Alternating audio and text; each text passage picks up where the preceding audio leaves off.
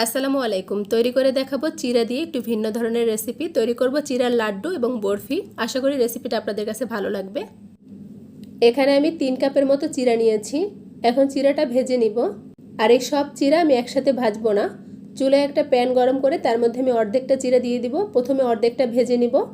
চুলার আঁচ একেবারে লোয়ে রেখে চিরা ভাজতে হবে। যখন একটু লাল লাল হয়ে যাবে তখন নামিয়ে ফেলতে হবে। এভাবে করে আমি সবগুলো চিরা ভেজে নিয়েছি। এখন চিরাটাকে পুরোপুরি ঠান্ডা করে নিয়ে আমি চিরা একটু চেলে নিব। এতে করে চিরার ভিতরে যে ময়লাটা সেটা চলে যাবে। এই তো সবগুলো চিরা আমি চেলে নিয়েছি। এখন লাড্ডু তৈরি করব। এর জন্য ব্লেন্ডারের জারে আমি এখানে অর্ধেকটা পরিমাণ চিরা নিয়ে নেব। এখন এগুলো আমি গুঁড়ো করে নিব। চাইলে শিলপাটায় বেটেও এটা করতে পারবেন, তবে অতিরিক্ত গুঁড়ো করা যাবে না, কিছুটা দানা দানা ভাব থাকবে। এখন একটা প্লেটে নিয়ে নিয়েছি। এখন ওই ব্লেন্ডারের জারেই আমি হাফ কাপ পরিমাণ গুড় দিয়ে দিয়েছি 1 কাপ পরিমাণ ফ্রেশ নারকেল কোরানো। আর এখানে আমি 2 ধরনের বাদাম দিয়েছি, কাজু এবং পেস্তা।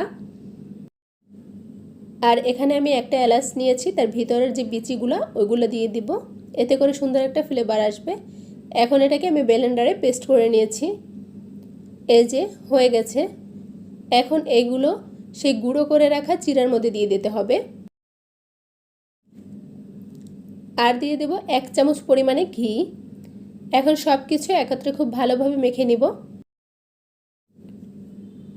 মাখাতে মাখাতে দেখা যাবে একটা সময় অনেকটা আঠালো হয়ে যাবে।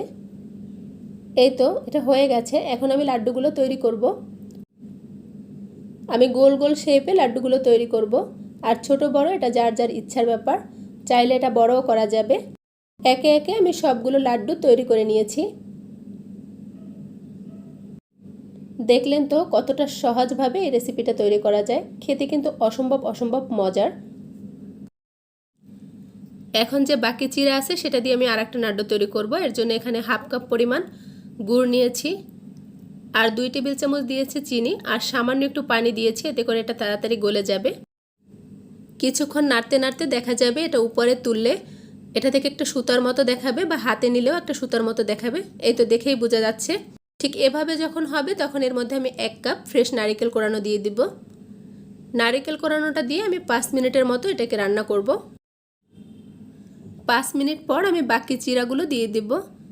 দিয়ে অনবরত নাড়তে থাকতে হবে। নাড়তে নাড়তে একসময় দেখা যাবে এটা আঠালো আঠালো ভাব হয়ে আসছে। ঠিক তখন এগুলো নামিয়ে ফেলতে হবে। আর আমি এটা গোল শেপ করব না, কিছুটা চৌকা করব। এর জন্য এখানে আমি একটা চৌকা বাটি নিয়েছি। প্রথমে আমি একটু ঘি মেখে নিয়েছি। এখন এর মধ্যে আমি চিরাগুলো ঢেলে দিব।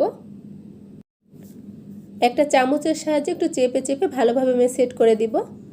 এখন এই অবস্থায় আমি এটাকে 10 থেকে 15 মিনিট রেখে দিব। ঠিক 15 মিনিট পর আমি ফিরে আসছি। আমি এগুলো একটু স্কোয়ার শেপে কেটে নিয়েছি। চাইলে আপনারা যে কোনো শেপে কেটে নিতে পারবেন। অসম্ভব মজার হয় এটা খেতে, আর বানানোটাও অনেক সহজ। আমি 2টা রেসিপি খুব সহজভাবে দেখানোর চেষ্টা করেছি। আশা করি ভালো লাগছে। সবাই ভালো থাকবেন। আল্লাহ হাফেজ।